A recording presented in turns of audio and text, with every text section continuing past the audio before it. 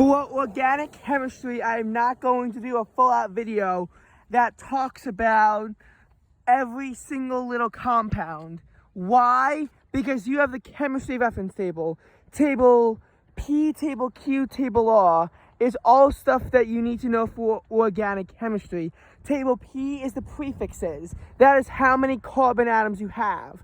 Table Q tells you whether or not it's an alkane, an alkene, or an alkyne.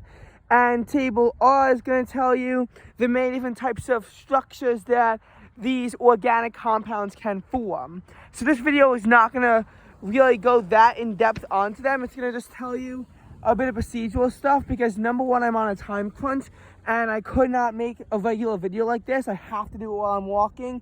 Number two, you really shouldn't need it. If you know how to use your reference table, you should be fine.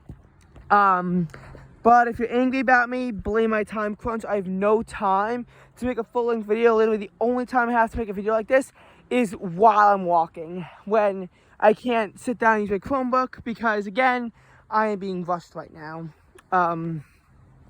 Life is busy right now, so, but I am making an organic chemistry video because test is tomorrow, something that you should look at in order to study. So, first of all, we need to know what an organic compound is. And organic chemistry is the study of carbon. The element carbon is what organic chemistry is all about. So, literally all of organic chemistry is just simply based around one element. That's pretty crazy. And what's even crazier is that there's more organic compounds than inorganic compounds. But it can't just be any carbon because it has to be covalently bonded. Like, for example, calcium dicarbide, CaC2, that is not an organic compound. Reason why it's not organic is because it is an ionic molecule.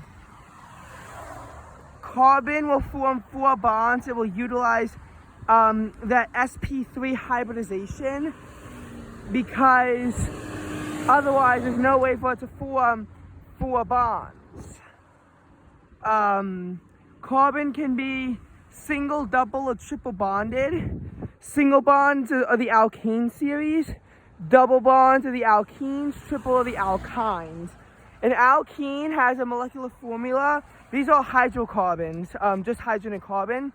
An alkane is CnH2n plus 2. Alkene is CnH2n.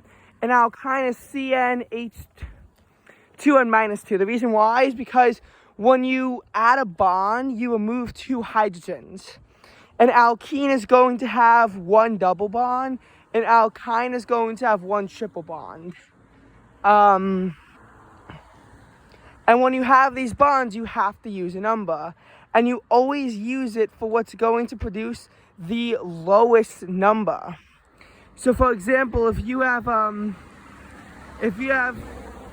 pentene, you're never gonna have 4 pentene or 5 pentene. You always read on the side, it's gonna give you the smallest number, so you're always gonna get 1, 2, or 3 for pentene. However, let's say that you have 2 bonds, then you have to utilize some of those bigger numbers. Because let's say it's on a 2nd and 5th. Well, in that case, it'll be 1st and 4th. It'll be 1, 4 hyphen pentene. And that's what it's like with the hydrocarbons. That's what you get. You know, and again, it's just a lot about those prefixes. That tells you how many carbons you have, the molecular formulas, but there's not too much to go over. But then you also have all these different organic series. The structural formulas are on the reference table. Pretty much, you know, a lot of the stuff on the unit is on the reference table. So that's inside the formula. You have to know, though, for a lot of them, the position of where it's going to be located, that you need to use a lot of numbers for. There's also a lot of prefixes, which you can find on your reference table. Maybe that's what table law is. Maybe it's a different table that I'm unaware of, but those prefixes are actually really important. Like, for example, you might have dimethyl ether, where that's a situation in which you have two side carbons hanging off of a chain, in which case you'd number them, or methyl ethyl ether if it's two carbons long, because for the side chains, that you also need to use the prefixes for, but you just add YL to the end of it. No big deal there. But, you know, you also need to know about all these substances involved in it. You need to know about all these side chains. Like, you need to know what makes an organic alcohol and where to put the numbers in the side chain to signify what it is and all that stuff. When you sometimes it has to be at the end, so then you don't need a number. But when it's a side chain, you need a number and then a prefix, and there's a lot of stuff that you have to drop, but again, it's on the reference table, so don't worry too much about it. If you do practice, you'll eventually build muscle memory. It's just hard to do so on the spot, if you can understand what I'm saying. What else is there that you need to know about organic chemistry? So you need to know the series.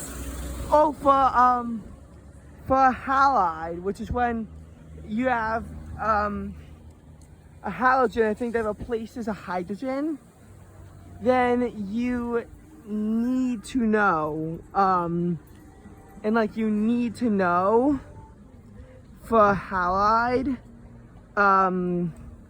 the like F is fluoro and Cl is chloro, bromo, iodo. You need to know those.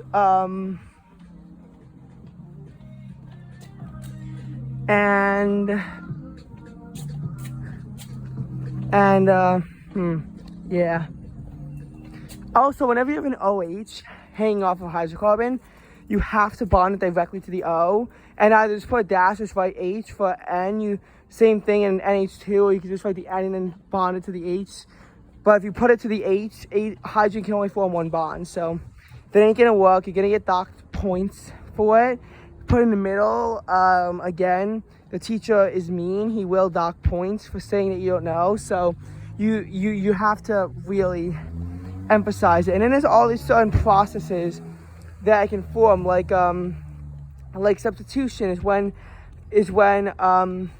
a hydrogen will be replaced by, like, say, a halide in the process, or addition, where they're going to replace a bond with more hydrogen. Esterification is when you have an organic acid and an alcohol produce an ester in water, and you need to actually be able to tell which ones it is, but it's pretty easy if you look at the position of it respectively. There's also a case for an ester where a side chain can be longer than the main chain, depending on if it's connected to the single bonded oxygen or the double bonded oxygen, which will make a difference. Oh shit, I've got to sprint across here and not get hit by cars. Harder than it sounds. So, you know, there's just a lot of stuff that you need to know. Saponification is when you have thinking organic acid, something like that, or something, and I don't know, but it's when you have a reaction that produces soap and water, but I forget what produces it. I myself have some studying to do, but I hope this was a useful outline, and I'll do some more studying later.